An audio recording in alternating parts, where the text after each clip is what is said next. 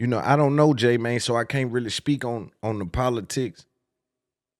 I am gonna say this though, when you know, I have a couple phone calls and with people up that way, you know what I'm saying? And J Mane is J Mane. I don't know J Mane. Now, here's a reason why people look at it and say, man, well, is J Mane genuine? I don't even want to get into the Dirk shit too much because it seems like J Mane doesn't understand why people say that Dirk could have used that as a quote unquote pawn or just a strategic move. But if you pay attention to J Mane's career, and he got a pretty okay following, people mess with J Mane and they mess with J Mane in the hood. You know what I'm saying? Like certain, you know what I mean, in the trap, even down through the South, in certain areas, like they mess with J Mane. They think he funny. See, because they wasn't introduced to J Mane on Pushin Peace. They were introduced to J Mane on some comedy shit. There's a sector of people that was introduced to J Mane, really everybody, through interviews. And those interviews were him telling old stories with a comical backdrop. And he was telling war stories out of Chicago, and he was giving people nicknames and things like that on these platforms, and he kind of took off. But if you watched J Mane, you saw him with a doctor uniform on, crossing guard. Like he's did a lot of things. And so in this business, that's reinventing yourself. And so when you look at it from a business perspective, you understand what that is. But in the same breath, the internet culture also isn't out of bounds by looking at that and saying, well, this dude is subject to clout chase. As if a nigga put on this kind of uniform and that kind of uniform, he's all in. He's clearly in this game to entertain and make some money. And what Charleston White and these other people are trying to insinuate is that, yo, this one caught fire. And so like a nigga that knows something, he pouring gasoline on it and he's staying on the Pushin Peace. I'm going to tell you that there's no way to stop violence in my neighborhood with no cereal. And so for me, I hope the young nigga Pushin Peace. But I'm also going to be real and say that, yo, he can't feel away because people is questioning like, yo, is this shit real? And the fact that they talk about, how Dirk could try to use it, I don't think Dirk used it for any ulterior motives. But if I have to zoom out and talk on my podcast and you wonder why people are saying that it could be used, because in opening arguments, in closing arguments, in testimony, you're probably gonna see them insinuate that, yo, there was no war. Dirk had ended the war. Dirk was someone that was instrumental in changing the culture of Chicago, and they're gonna reference probably the Push the Peace segment at his last show and some of his efforts that he has, put in place. And you gotta understand that while that's a big deal, I still understand why other people can be like, yo, what's going on? That nigga showing up with some cereal saying he pushing peace. Number one, to push peace, you gotta be a nigga like that. Like you gotta be one of them ones.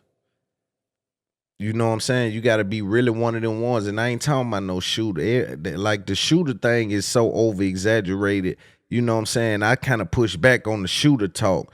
But you gotta be like influential. You gotta be, when people are trying to figure out whether you one of them ones for your neighborhood or from your area, your section, your city, whatever it is, they gonna reference to how they found you.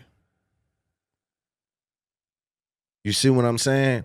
And so for J Mane, it's like, all right, how did you find J Mane? A lot of people was introduced to J Mane and he was homeless.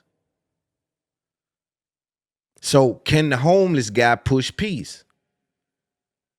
You see what I'm saying? Not that now one of us can't ever be homeless, but I'm saying you got to understand what it take to push peace in these neighborhoods, dog, where this violence is going on for real. Where these young boys really doing that.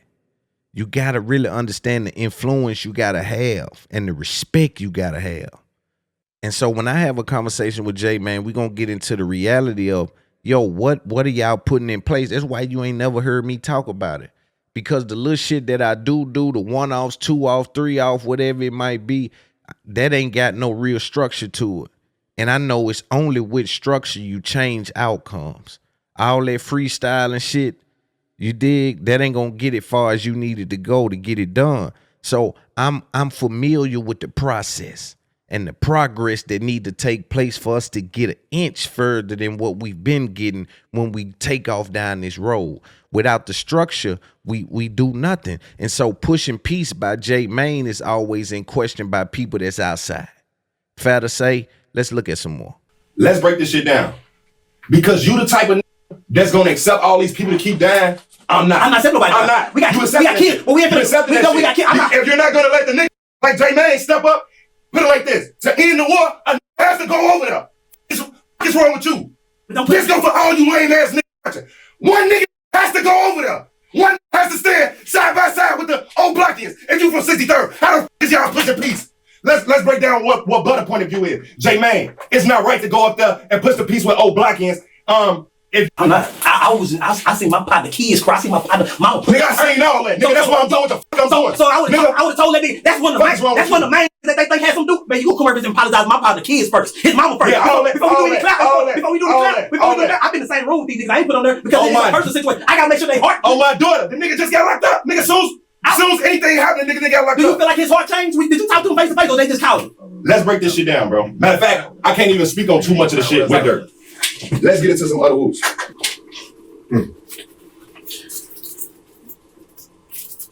Damn.